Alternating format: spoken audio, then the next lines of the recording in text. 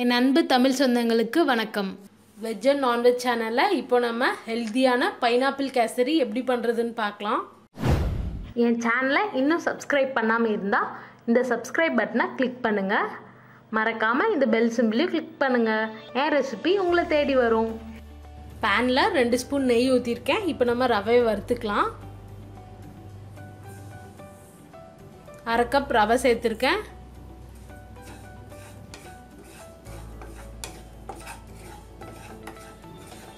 ரவையிலேருந்து நல்லா ஒரு வாசனை வருங்க, அது வரைக்கும் நீங்கள் வறுத்துக்கோங்க. பைனாப்பிள் பாருங்கள், 1/2 கப் அளவுக்கு நான் எடுத்திருக்கேன். மேலே இருக்க தோல்லாம் சீவிட்டு நல்லா குட்டி குட்டியாக கட் பண்ணி வச்சுருக்கேன். 1/2 கப் ரவைக்கு 1/2 கப் பைனாப்பிள் எடுத்துக்கணும். இதை நம்ம மிக்ஸி ஜாரில் சேர்த்து நல்லா பேஸ்ட்டாக அரைச்சிக்கலாம். ரவை நல்லா வறுபட்டுருச்சு. இப்போ இதை வேற ஒரு பாத்திரத்தில் மாற்றிக்கலாம். அதே பாத்திரத்தில் இப்போ நம்ம தண்ணி கொதிக்க வச்சுக்கலாம். 1:3 ரேஷியோவில் தண்ணி ஆட் பண்ணுறேன். அதாவது 1/2 கப் ரவைக்கு 1/2 கப் தண்ணி சேர்த்துருக்கேன். அரைச்சி வச்சுருக்க அன்னாசி பழ பேஸ்ட்டை இப்போ நம்ம இந்த தண்ணியில் சேர்த்துடலாம்.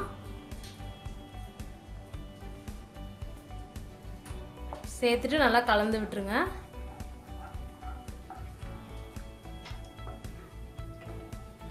தண்ணி நல்லா கொதிக்க ஆரம்பிச்சிருச்சு. இதில் நம்ம எல்லோ கலர் ஃபுட் கலர் சேர்த்துக்கலாம். உங்களுக்கு விருப்பமாக இருந்தால் சேர்த்துக்கோங்க, இல்லை இந்த கலரே போதுனாலும் நீங்கள் விட்டுறலாம். இப்போ கொஞ்சம் கொஞ்சமாக ரவையை கொட்டி கிளறிடலாம்.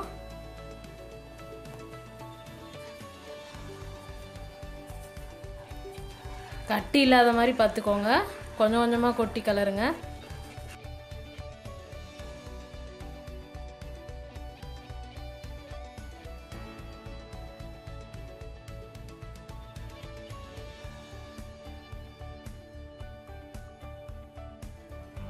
இப்போ அடுப்பை சிம்மில் வச்சுருங்க. சின்ன சின்ன கட்டி இருந்தால் இப்படி கரண்டியில் உடச்சி விட்டுருங்க. ரவை தண்ணியெல்லாம் நல்லா அப்சர்வ் பண்ணிடுச்சு. இந்த ஸ்டேஜில் நம்ம 1/4 கப் சர்க்கரை சேர்த்துக்கலாம். 1/2 கப் ரவைக்கு 1/4 கப் சர்க்கரை சேர்க்குறேன்.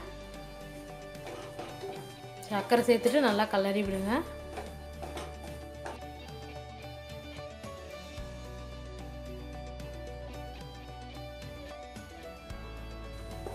சர்க்கரை சேர்த்தோன்னா இலகி வரும்.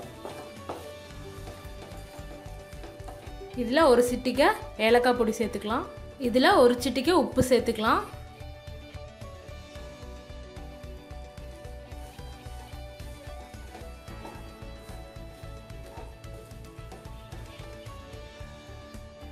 தேவையான அளவுக்கு நெய் சேர்த்துக்கலாம்.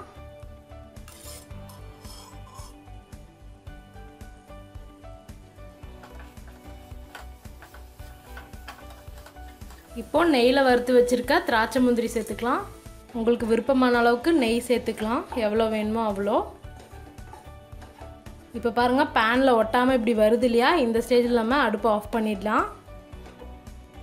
சுவையான பைனாப்பிள் கேசரி தயாராகிடுச்சு. இந்த ரெசிபியை உங்கள் வீட்டில் கண்டிப்பாக ட்ரை பண்ணி பார்த்துட்டு எப்படி இருந்ததுன்னு எனக்கு கமெண்ட்டில் போடுங்க. மறக்காமல் வெஜ் அண்ட் நான்வெஜ் சேனலை சப்ஸ்கிரைப் பண்ணுங்கள்.